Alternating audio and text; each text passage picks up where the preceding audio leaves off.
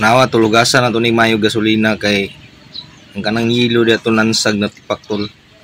Butangan na po na tugutog nansag no. So kailangan nag-leak naman siya tol. Kailangan na itong hugasan ng mayo, tanggalon na to ng mga city niya tol para mapilit ang nansag balik tol. Imo ni diskarte tol pag nag-crack ng imong makina sa imong motor niya tapos dili ka makapa-overhaul. Tako man pud bayad gud ang magpa-overhaul ka tol niya kana ray ko ano hinungda no. Nag-crack. Kaya kung imo nang i-overhaul tanggalon na siya tol, abunuhan na siya. I-trade og balik.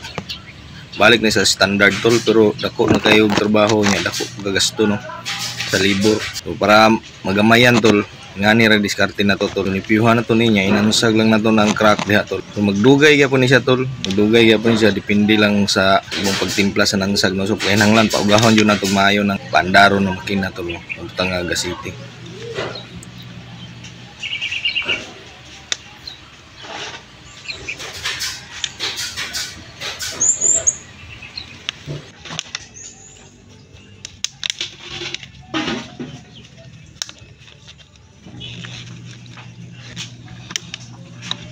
Natrapuhan na to nagmaayo tol.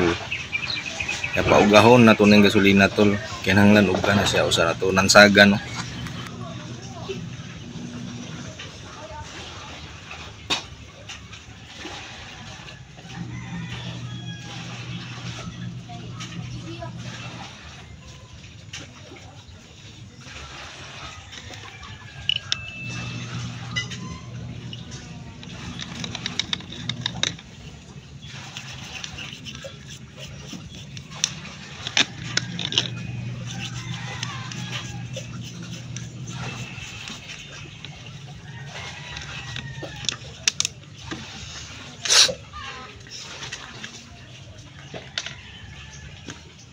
Trapo na po ni.